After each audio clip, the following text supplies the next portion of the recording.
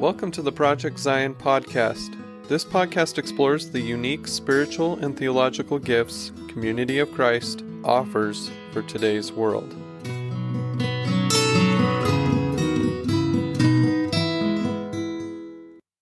Hello, everyone. Welcome to another episode of Project Zion Podcast. This is Brittany Mangelson. I'm going to be your host for today. And today we are having another episode in our Chai Can't Even series where we talk to millennials in Community of Christ. So these are folks who grew up in the church, who have had a long history with Community of Christ.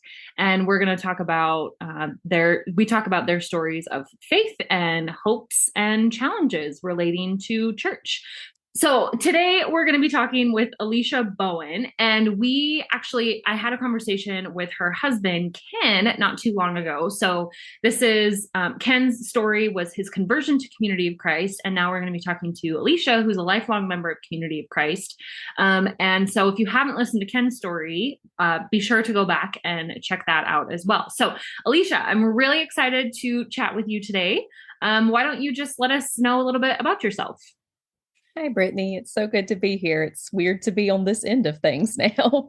My name is Alisha Bowen. As Brittany said, I'm a lifelong member of Community of Christ. I attend the Huxford congregation in South Alabama, and I am a new elder in the church. That's very new. We were just ordained at the beginning of May. And it's been kind of a wild journey between being called and going through all of the classes and then jumping directly into our first summer of reunion and everything as ministers. Okay, so I knew that the ordination had happened recently, but I didn't realize it only had happened in May. Or maybe I did, but I forgot that detail. And that's a lot to get ordained right before summer, right before reunion. Especially, we're in kind of this new world in a quote unquote post-COVID world. So figuring out how to be the church and to do reunions, maybe for the first time in a couple of years. And that's exciting. I'm sure you've had a great summer. It was a lot of fun. Ken was called directly into things. I think he had a service to participate in every day, and I was called to help with music. I did not play piano until 2 years ago when the pandemic started, and that was kind of my little pandemic project, was to sit down and finally get to the point that I could play for congregational singing. So it was quite the experience to suddenly be in a room full of people for the first time and just have random songs called out that I needed to get up and play in front of everyone. So you all be ready. Well, ready or not, here we go. That is so exciting. Yeah, you definitely have had an exciting summer. So I am really excited for this conversation, though. These are some of my favorite interviews just because I like hearing people's stories. And so we are going to dive right on in. So I know that you grew up Community of Christ, and I'm wondering what that looked like for you. Did you attend camps? I'm always really interested to know how adults in the church were mentored and treated as kids growing up in the church. Do you feel like you were mentored by adults? Did you feel like a burden? Just kind of talk about your childhood growing up in Community of Christ. So I'm actually a sixth generation member of the church. My mom is currently the pastor of our congregation. And so growing up, I kind of got to see her development as a leader in the church. I started off on the same trajectory that everyone else pretty much did growing up. I went to my first junior camp, had a blast. It was an amazing camp experience for me. Growing up in the 90s, I think we were all obsessed with camp culture because of all of the movies that involved camp. Parent Trap, Heavyweights. I mean, just so many movies emphasize the joy of camp. And then I show up at Bluff Springs Campground, have the most amazing week with just wonderful ministry. I made a new little best friend, and it was kind of my first best friend in church because I grew up again in a very rural congregation, very small youth group made up entirely of my cousins, and I was the only girl. So for the very first time, I had a female friend in church. And it was wonderful. We exchanged letters the entire next year leading into camp. And then she brought a friend to camp who was not a member of the church. And that dynamic just was very upsetting. And I ended up getting very homesick and going home early. So I like to joke now that I was a junior camp dropout. And I didn't ever go back. And now that I'm back in the church, I regret that. And I totally recognize the importance of camp. But it was a little traumatic for me. My needs were not entirely seen to by the adults in the situation. Looking now as an adult, I would definitely try to help a kid find new friends or, just kind of set them up for success.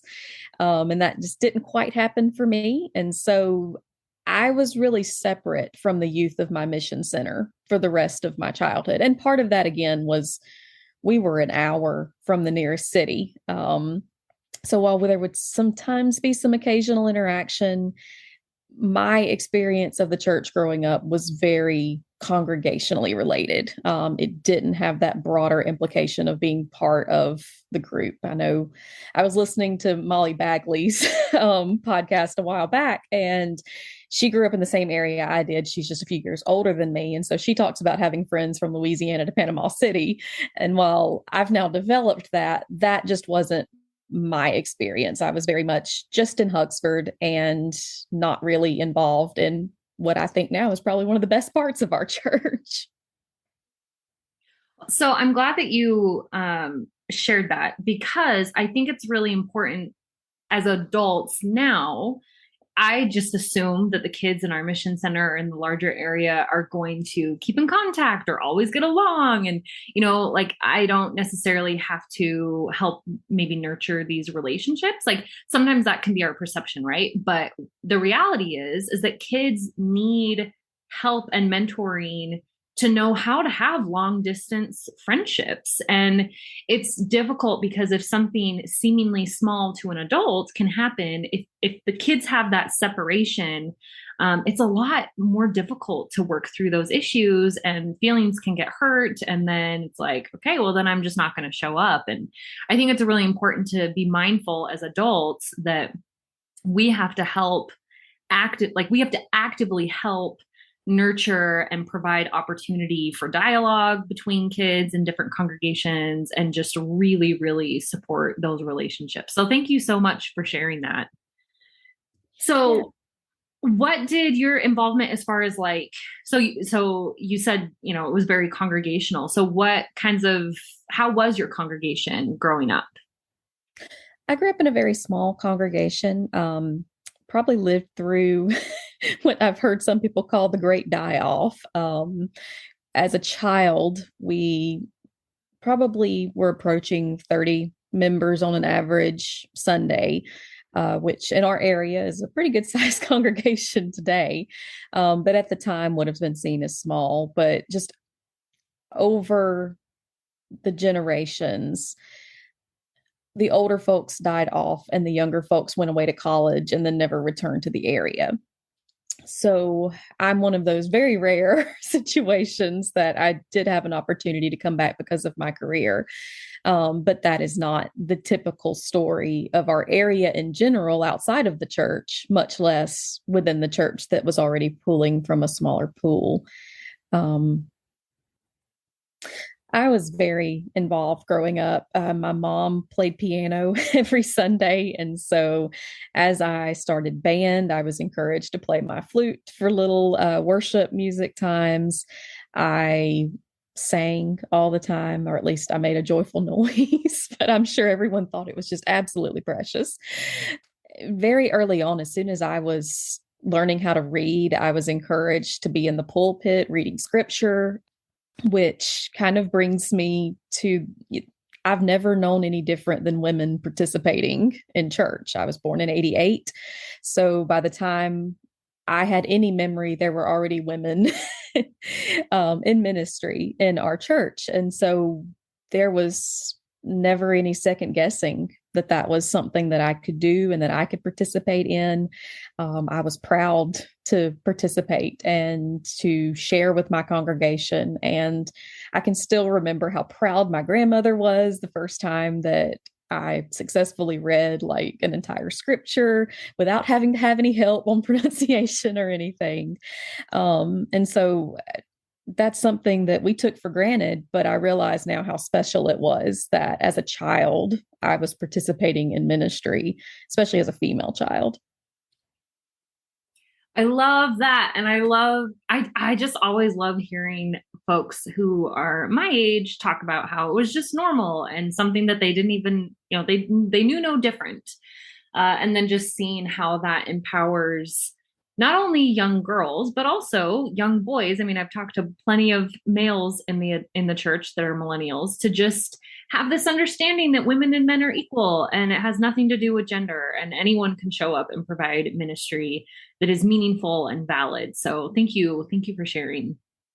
So one thing I did want to ask is just a little bit about your perspective on growing up in the RLDS church, now Community of Christ, but when you were younger, the RLDS church, and being in Alabama. I mean, there's a lot of strong religious culture down there. And I know that, the RLDS church often got mistaken for Mormons, or, there's a lot there.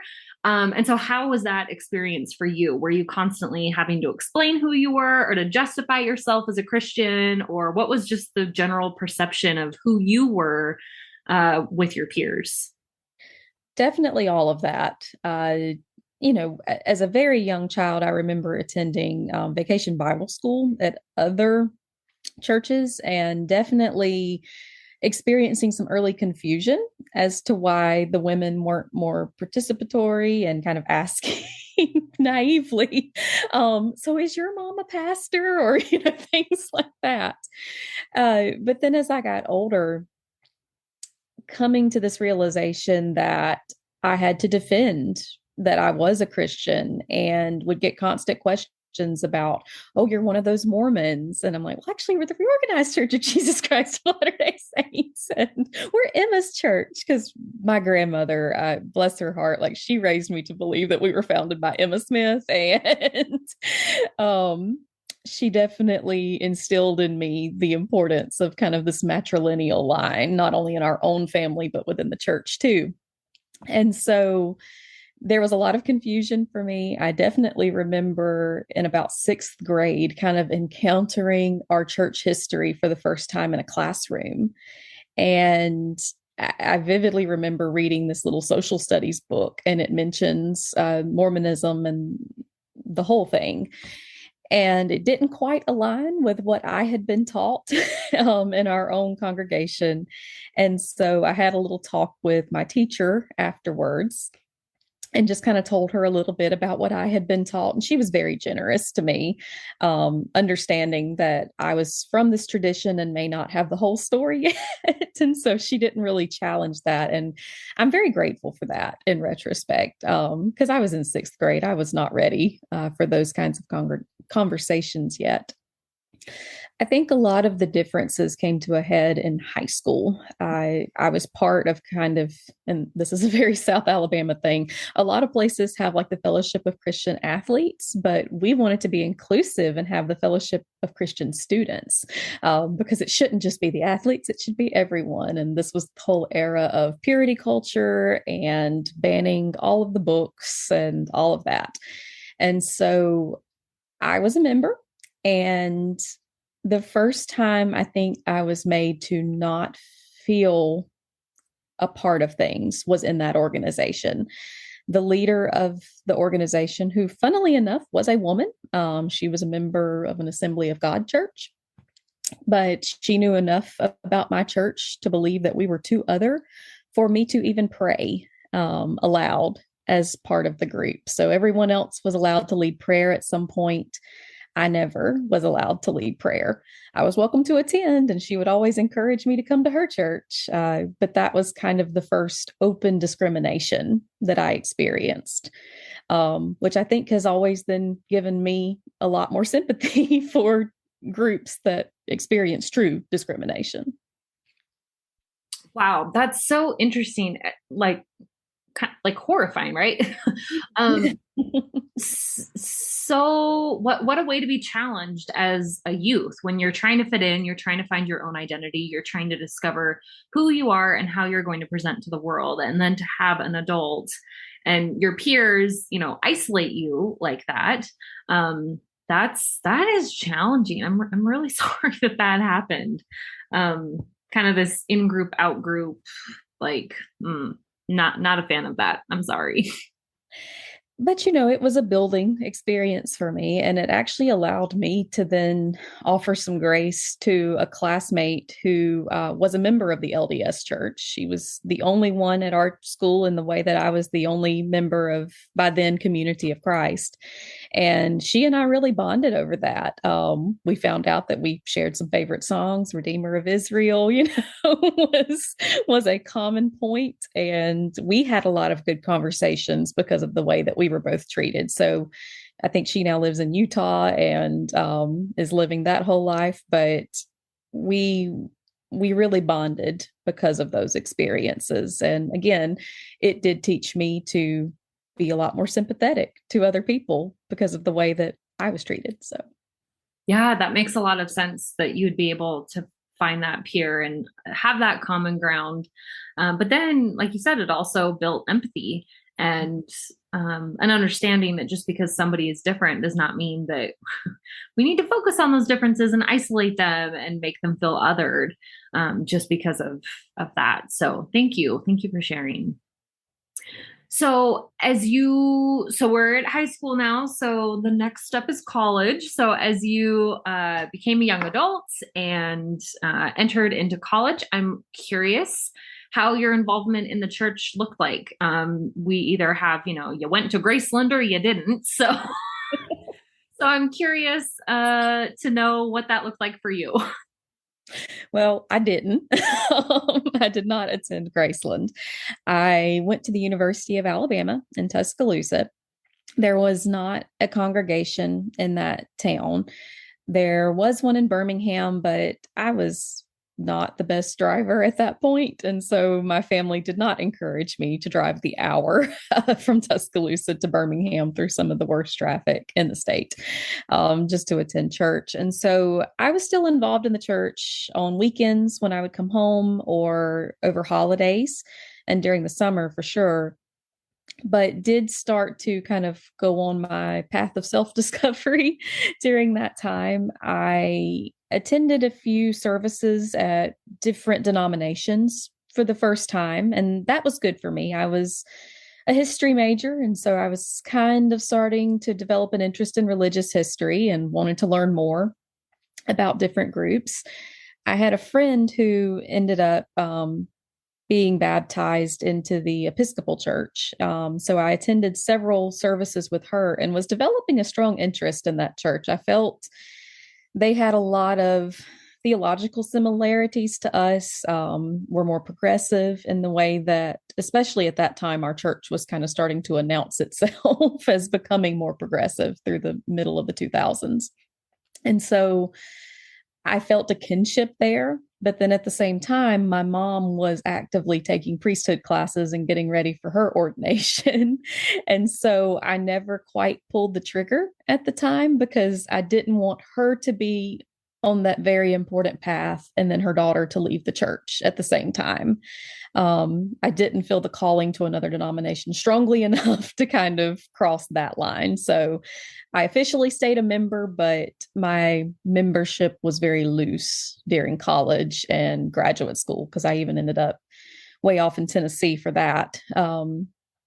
And so it was a bit of a wandering time for me. I kept my basic faith and, of course, my official membership, but didn't feel necessarily active in church at that time.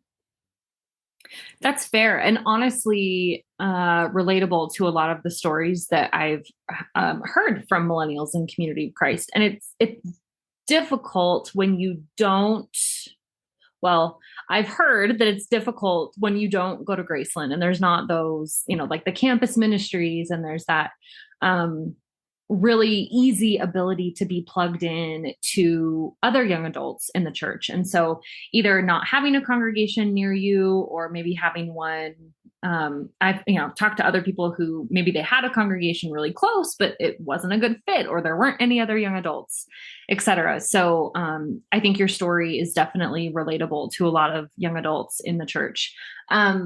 And it's interesting too that, you made sure to say, like, you maintained your faith, right? It wasn't that you were necessarily deeply questioning your beliefs or God or anything like that, but it was just the mechanics of church and the community and that kind of thing that just kind of stopped being such a priority. So thank you for sharing that.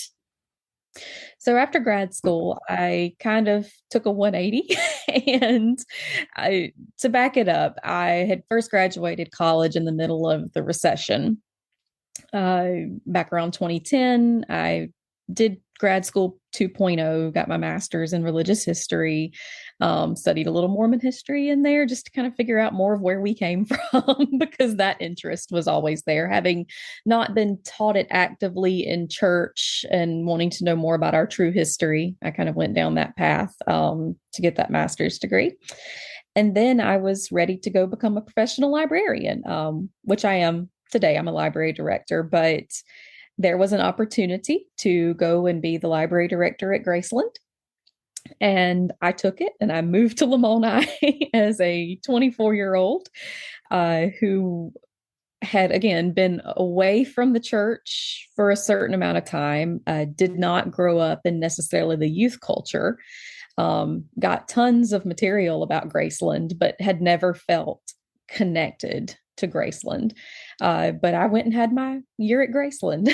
I really enjoyed the culture there. It was the first time that I was part of a large congregation. I attended the Lamoni congregation, had a lot of nurturing experiences there with the priesthood members, really enjoyed connecting in with some of the youth on campus and learning more about just the broad diversity of our church. The news about the Hawaiian congregations was amazing.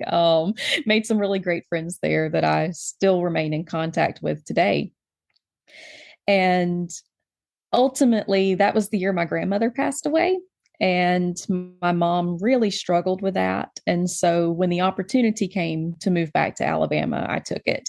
I had hoped to be at Graceland a little longer, but sometimes God calls us where we need to be. And I really needed to be with my mom at that time. So I moved back to Alabama and took a job as a community college library director.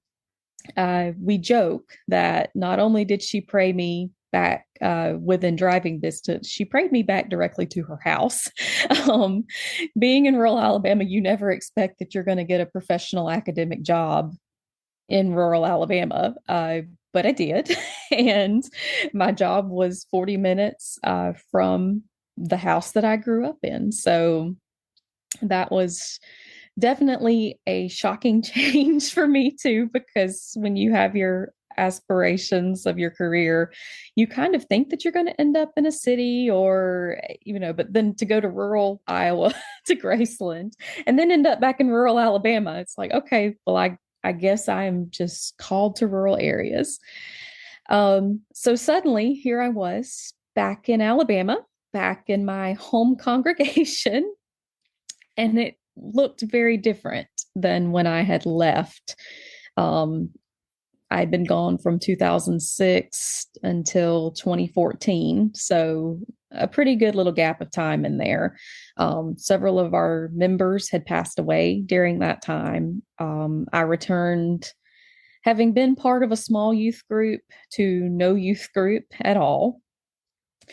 And wasn't 100% committed to necessarily being part of the church at that time. I was very focused on my career. When I moved back here, I got involved in a lot of community organizations. I was signed up for Kiwanis immediately and got just very involved on that side of things, and had only been home about a year when I received a calling. I was called to priest and immediately felt the wrongness of it. if people don't know, you're given a year to pray and discern over a calling once you receive one. And I did take some time, just thought, maybe this is right, and maybe I just haven't felt it yet. But it turned out that it was not the calling for me at that time. I was also trying to date and being so isolated from the rest of the church. One question that often gets asked on here is, were you ever pressured to date anybody in the church? That was not even an option for me. There was no pressure there because there were no options where I was.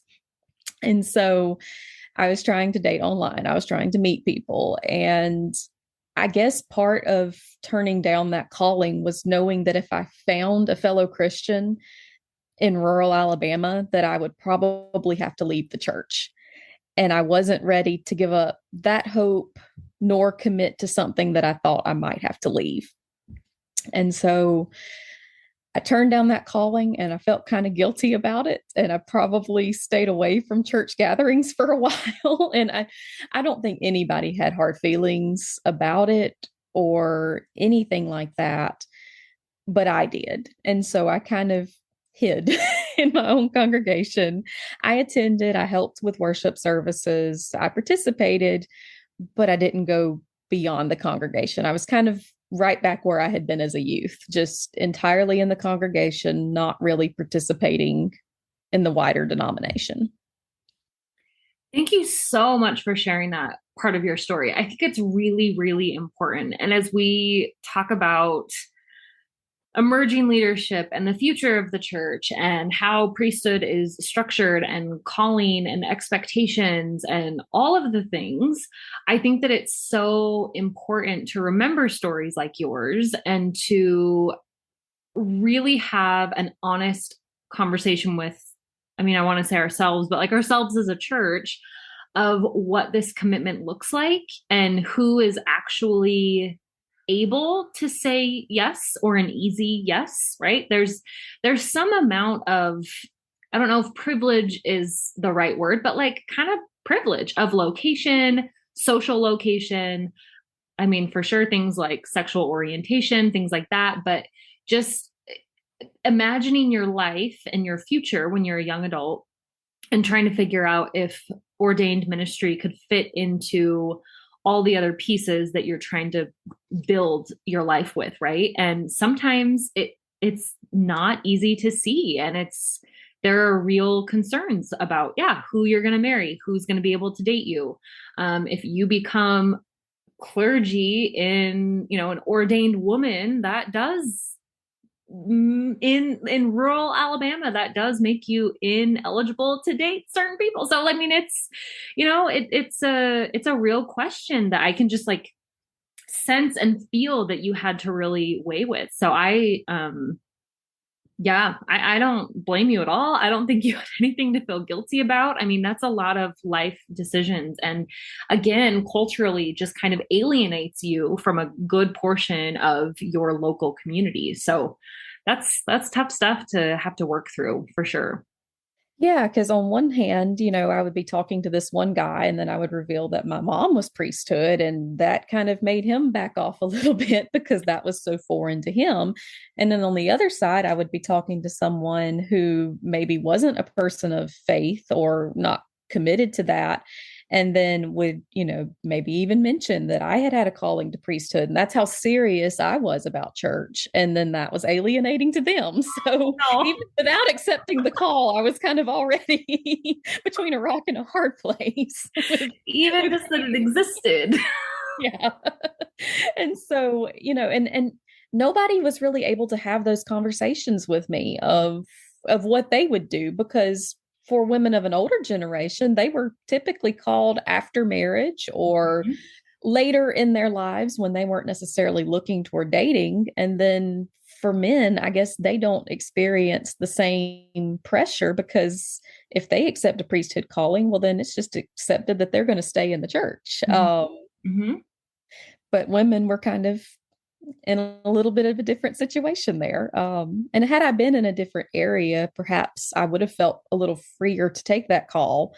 But I knew that taking that call would then disqualify me for probably ever getting married in this area. And I do think that God opened my eyes to seeing that, because I kind of, when I met Ken, he was then a pastor of a Nazarene congregation. Mm-hmm. And had I been a priesthood member in another church, I doubt that I would have pursued that, because I would not have felt that I could ask him to join us here at that time when he was actively engaged in ministry in another church, and would have felt guilty about committing to ministering in our church to then leave it. So I kind of felt, vindication is the wrong word, but I felt a little vindicated in my decision to turn down the calling when I met Ken, and was like, okay, well, I guess I'm called to go be a pastor's wife in another denomination.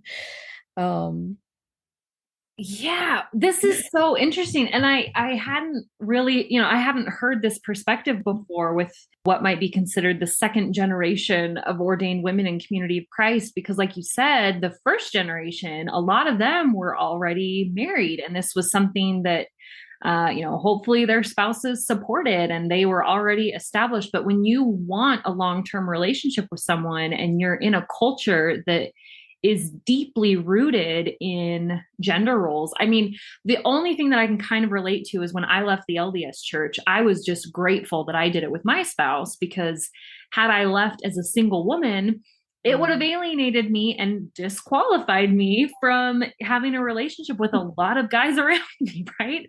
So to some degree, I totally get what you're saying, that it is easier to take these big steps on a faith journey when you're doing it with a partner, if having a partner is important to you. Because if you take them by yourself, then you are completely setting yourself on a different path than other folks around you. So that is fascinating. And I really appreciate that perspective, because that's not one that I think we've really heard on the podcast before or in these stories. And it's important because, again, when you're considering a call to priesthood, or when maybe you're considering presenting a call to priesthood, those kinds of things are important to take into consideration. And it is a lifelong commitment. And so I think that there was a good level of spiritual maturity within you to say, if I'm going to commit to this, then I need to know that Community of Christ is where I'm going to live out my lifelong discipleship, and not just jump into something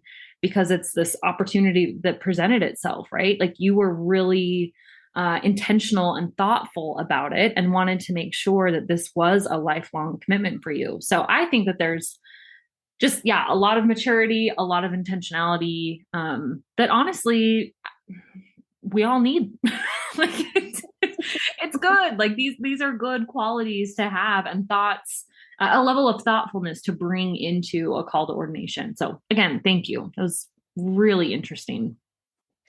Yeah. And having had this experience, I hope as I am one day one of the elder folk, helping younger people be called to this tradition, that my story will help others, that they'll know that, a calling can be true, but maybe just not at the right time, that our 20s can be a very difficult time to be wrangling with wanting a partner, but then also wanting to serve. And so sometimes those can be mutual and good, and sometimes they can be exclusionary toward each other. So I think it's something that we probably all need to involve in our conversations with how we nurture people kind of in their 20s and 30s, and to realize where they may be at in their personal lives and not just in their spiritual lives.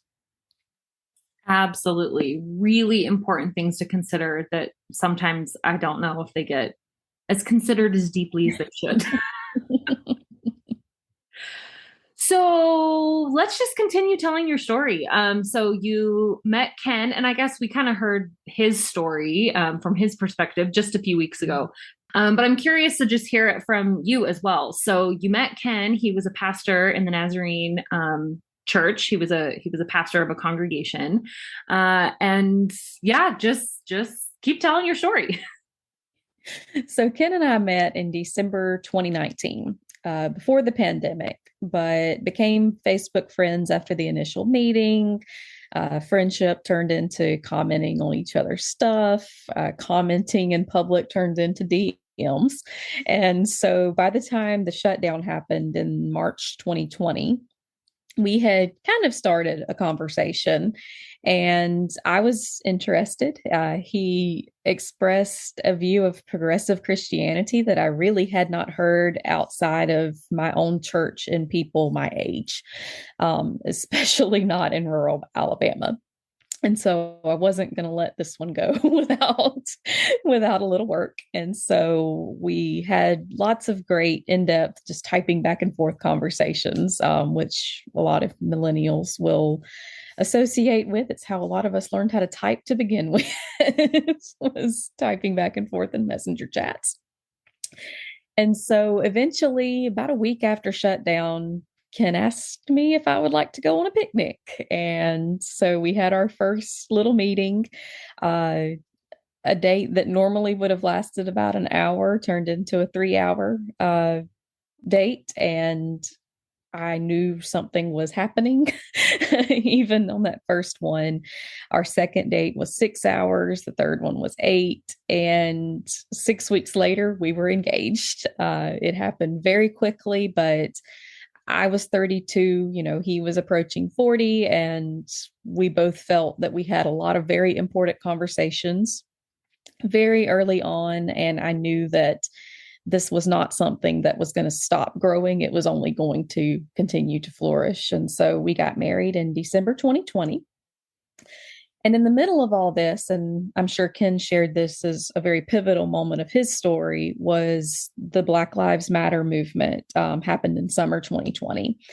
And he and I, discussed it at length about our personal thoughts, personal experiences that tied into that story, having grown up in rural Alabama and seen racism, and both of us having tried to not participate in it, but ways that it had nonetheless shaped both of us growing up.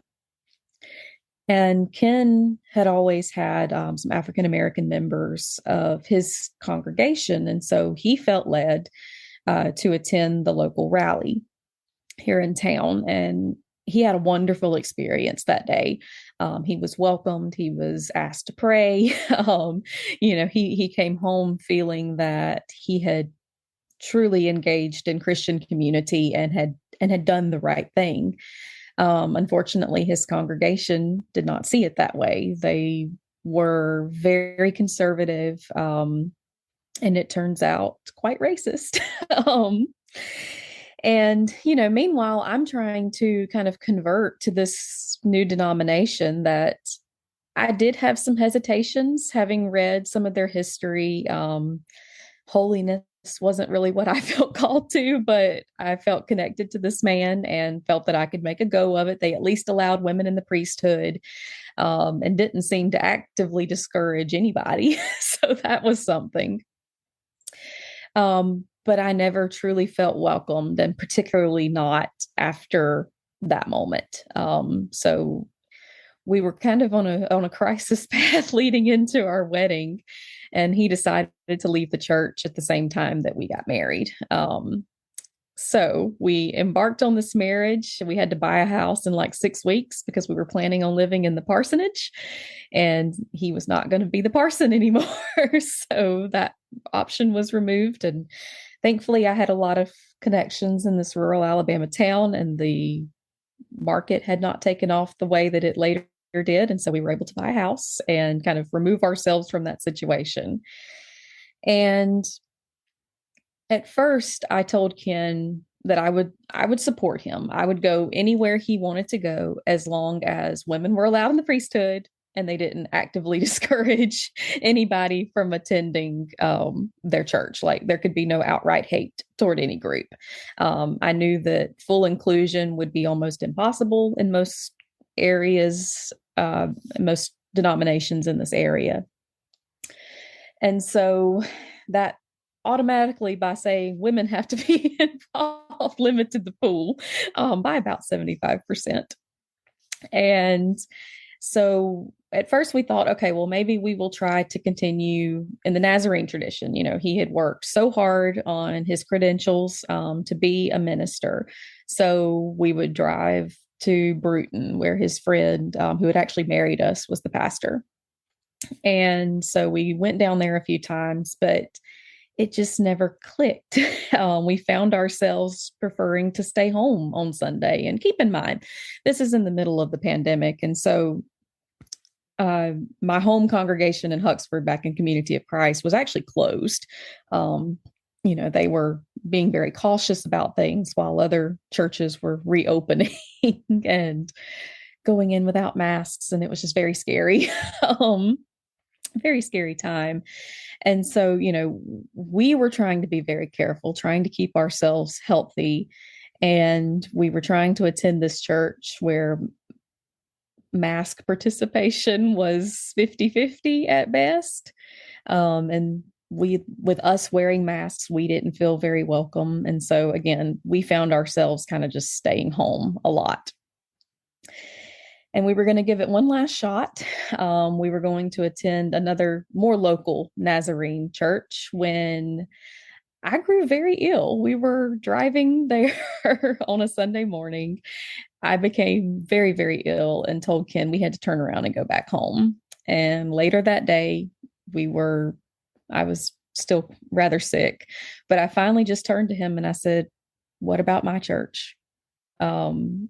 Because of our history, because of our restoration past, I at first did not feel like I could make that suggestion because I thought, oh, this Nazarene guy, I love him so much, but I can't ask him to take that on.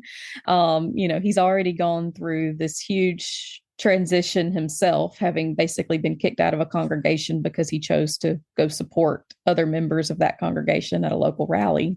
I can't ask him to take this on too in such a short amount of time. But he said, let's try it. And again, we were not actively meeting at the time, but we started listening to Project Zion. So, this has been part of our story too, which is kind of surreal that I'm now talking here. But we started listening to Project Zion, and I told him, I said, okay, well, if anybody can talk you into this, it will be two of our evangelists in our area, Marcia and Gary Howard, who have been kind of my spiritual guide points my entire life. They're just amazing people. Gary was on the board at Graceland the year that I was up there, and so they were even visiting me there, and they're just amazing people. And I took him to see them. We sat with them for an entire afternoon. They answered questions that Ken had, about the Book of Mormon, about, the fact that you don't necessarily have to believe in the veracity of it in order to be a member. They talked about, paths toward ministry in our church and just things that Ken needed answering that I knew some of the answers, but wanted to hear it from somebody actively involved in higher level priesthood in our church. And that was probably a really healing day for both of us, to know that there was a path forward for us in that way. And so before we left, Ken said, all right, I want to be confirmed. And a few weeks later, he was actually in the same place we got married, because again, pandemic wedding, we had to get married outside. And so my dad built this huge cross in what I call my pine cathedral, because it's just these huge pines that go this full length aisle. And that's where Ken was then confirmed. And I've told other people, I feel like Ken's confirmation was almost a reconfirming for me. Because I had kind of pushed away the church for so long, had not allowed myself to fully engage in Community of Christ. Even though I loved so much about it, I just never thought that I would get to stay here. Being in rural Alabama with everything that we have discussed about trying to be a woman that would maybe find a partner, I never thought that I would get to stay, and what's more, find somebody that would join me in the church and join me in ministry. And his confirmation again was, I felt like the hands were being laid on my head. And I truly feel we of course had not received our callings at that point, but that was the moment I felt that if I received another calling, that I could accept it at that point. That God had been working in my life and calling me to there, and that I could follow when called again. I love how this all turned out. I love that you grew up thinking, assuming that maybe you'd be a pastor's wife or you would be following your spouse to join his church. And then the opposite happened. You were able to find somebody with shared values and a shared understanding of a God that looks out for those that society is pushed to the margins, and that you were able to make this commitment together in your church. And I think that, gosh, the leap of faith that Ken had to be able to, walk away from that community that he had worked so hard to be part of and to lead, and then to trust you in your discipleship and in your community, and to see that same sense of shared values within Community of Christ, to be able to together take that leap. And like you said, it was kind of like a recommitment for you, and that you were now able to say, okay, this is what we're doing together. I just love the way that came about. I absolutely love it. So thank you so much for sharing. And so then that was we'll repeat when that happened. That was in 2021. So summer 2021. Okay. And then about a year later, you were both ordained elders. Is that correct? Yes. Our calling was presented to us in November 2021, and we probably flew through the required classes in record time. Part of that was because so much of our relationship had been defined by the pandemic. Mm-hmm. And I was determined that we would be ready to go with our ordination the next time that we felt that everybody could get together and celebrate in person.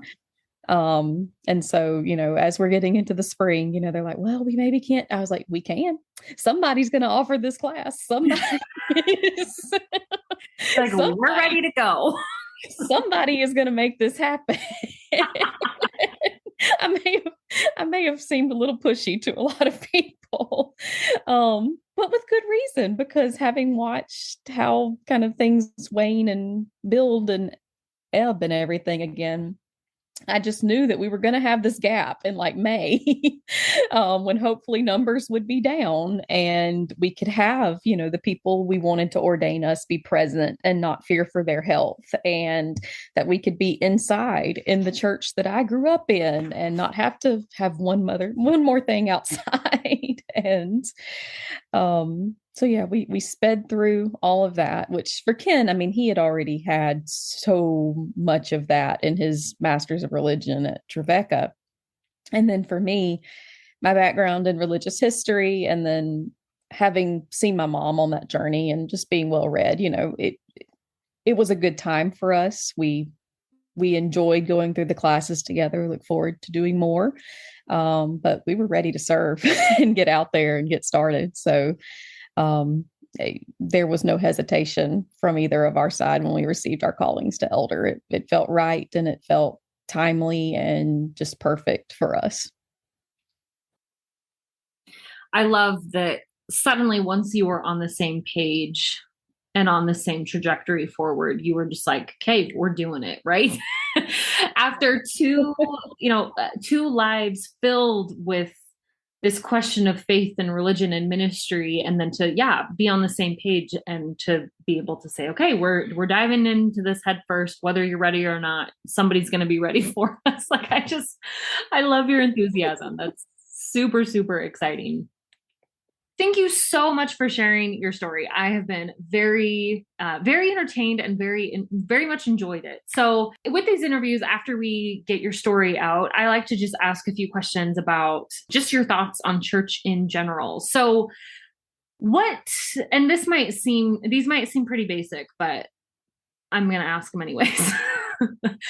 So From your perspective, what are the benefits of religious communities in today's world? I mean, a lot of people in our generation are just leaving religion altogether.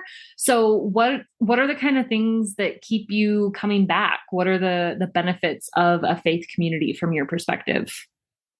Ultimately, for me, the thing that kept me coming back was community. It's in the name of the church, Community of Christ. And I've heard other people say that community often brought them when Christ didn't. And for me, community remains central as to why I think we make the argument for church. Because, I can find spiritual moments out in the world. I can sit in the woods and feel in tune with God, but I can't experience the sacraments alone. I can't take communion entirely alone. I can't be baptized alone. And the grace that we all experience as a group when we experience the sacraments together is foundational to my definition of church now.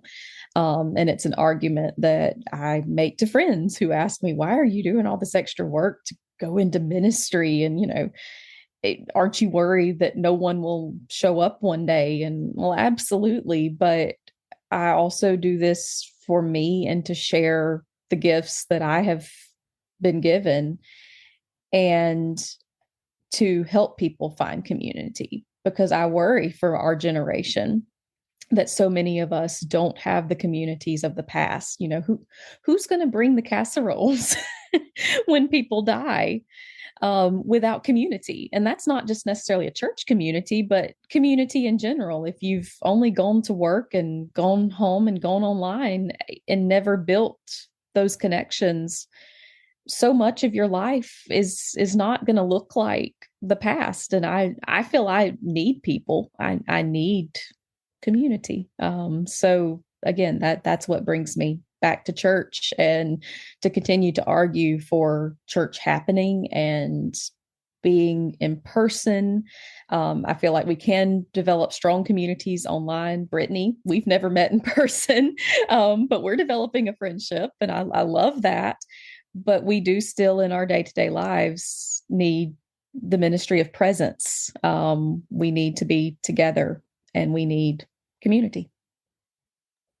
The sociologist part of my heart is just beaming with joy because I absolutely agree. And, I look at what's happening in our society and we're just getting so isolated and polarized, and we've almost lost the ability to have conversations with one another, especially conversations with folks that maybe disagree with us or that we disagree with. And I do think that is one of the most beautiful things about a faith community that can hold diversity, is being able to be there for one another in ways that support one another, bring out that diversity, and just really, we have a common goal and a shared interest of just making the world a better place. And I really, really worry about the trajectory of how easily it is to isolate ourselves and just forget to love our neighbor. So thank you. Thank you so much for bringing that up. Mm-hmm. Now this is going to be a fun question, but what do you think is the hardest thing about being a millennial in Community of Christ? Or I guess, just in broader Christianity? I think that there is a sense by the older generation of the church that they can call all of us young folks to ministry, and then they can pretty much retire and go off into the sunset and expect us to save it all.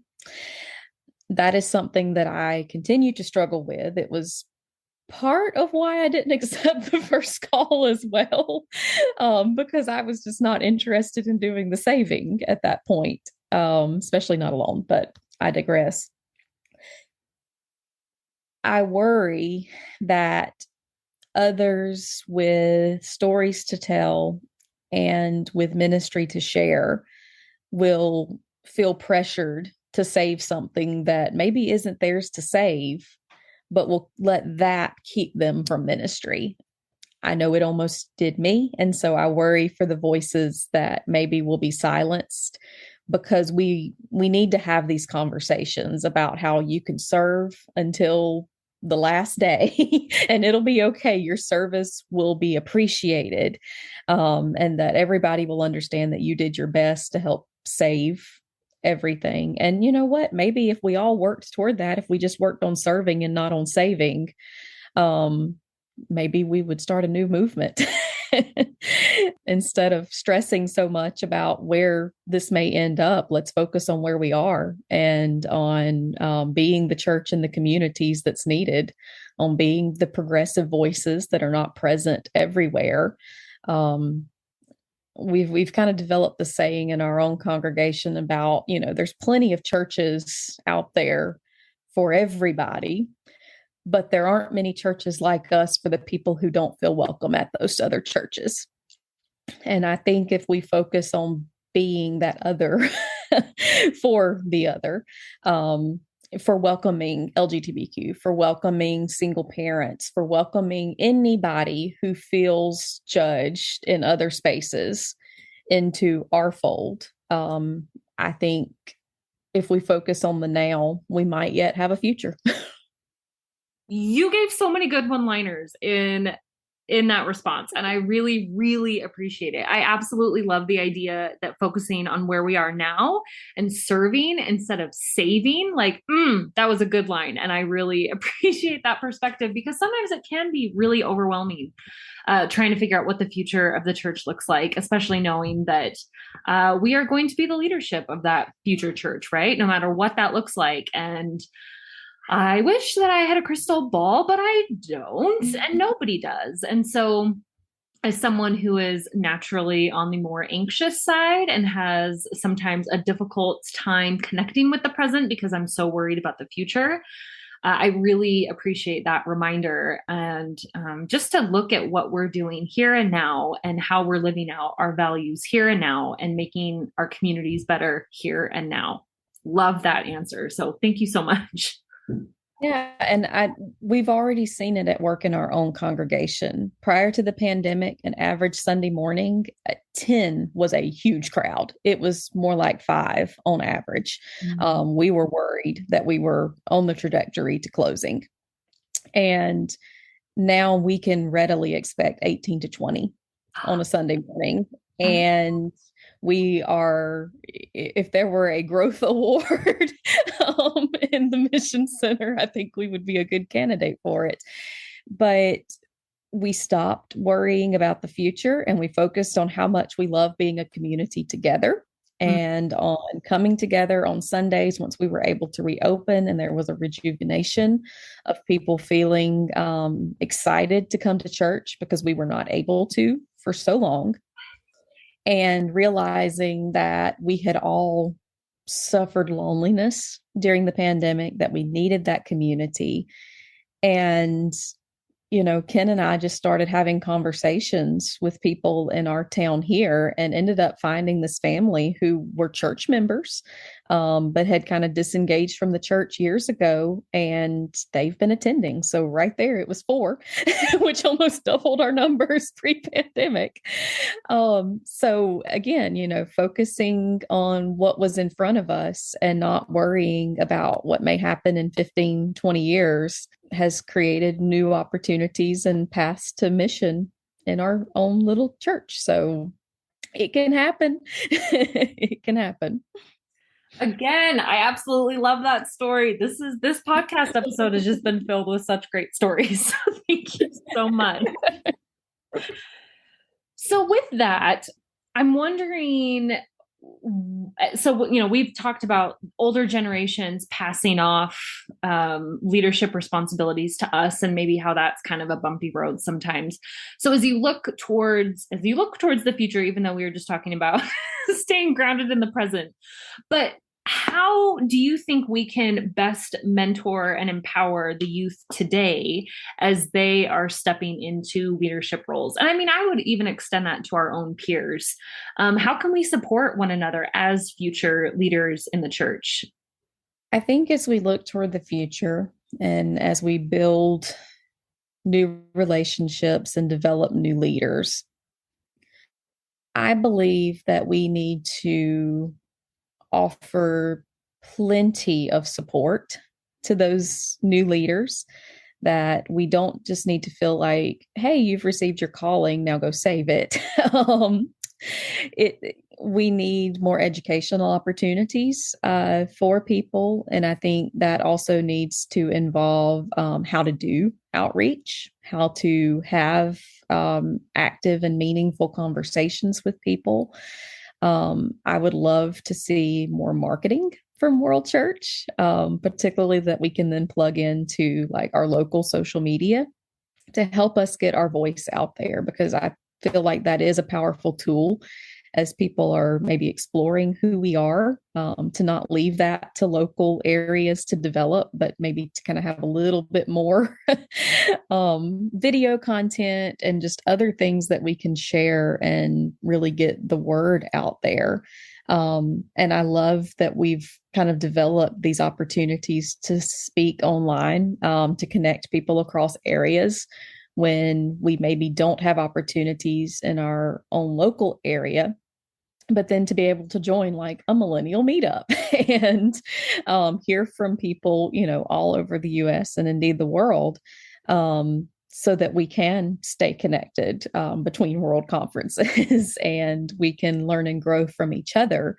I think those opportunities are vital, and maybe even create more of those opportunities for youth, make them feel connected across the wider church. And that can be things that, can be facilitated from a world church level, that can then support local ministry, because people feel more well educated about the church, more ready to talk about it with people who are not of our faith, and just kind of developing discipleship at a young age and giving people the tools to do that. I love all of that, because I think that we really do have good content, values, scriptures, hymns, all the things. Like, it's there. It's just figuring out a way to support one another in communicating our identity, message, mission, beliefs, right? So I appreciate that response, because it's not that we have to reinvent the wheel. It's that we need to just support one another in sharing who we are. And that feels like a much more manageable ask than trying to come up with all these solutions and ways to redo everything and to think forward into the future. But it's like, wait a second, we already have good stuff. We just need to support one another in delivering that message to the world. So thank you. I really appreciate that. So with that, my last question is simply, what are your hopes for Community of Christ? And then I guess I always end these conversations with just, is there anything else you'd like to say? So is there anything else that that you weren't able to get out because I didn't ask it, etc.? So hopes, and then any final thoughts? I guess my greatest hope is that as we hopefully continue to move out of the pandemic, that we will live up to our name as Community of Christ, that we will reintroduce not only our own people, but new groups of people to this concept of loving community, worshiping a loving God, that we will continue to be this other option for people who haven't felt like they were welcome anywhere else. I think that is so perfect, and exactly what I see as the mission of the restoration, right? Like, we want to restore people and relationships and bring reconciliation and healing into places that might be surprising, and to focus on our inclusion and the way that our perception of Jesus, etc., is different and offers a new hope and a new path forward. So thank you so much, Alisha. This has been such a good conversation, and I really appreciate hearing your side of the story, since we just heard Ken's. And again, there's so many just God moments that I heard throughout your story, and really appreciate your perspective and your hope and just the mission and ministry that you are bringing to your local area and the broader church. So thank you so much. Thank you.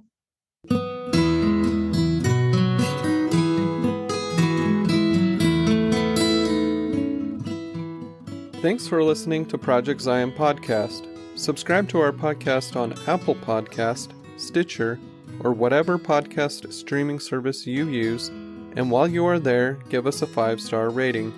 Project Zion Podcast is sponsored by Latter-day Seeker Ministries of Community of Christ. The views and opinions expressed in this episode are of those speaking and do not necessarily reflect the official policy or position of Latter-day Seeker Ministries or Community of Christ. The music has been graciously provided by Dave Hines.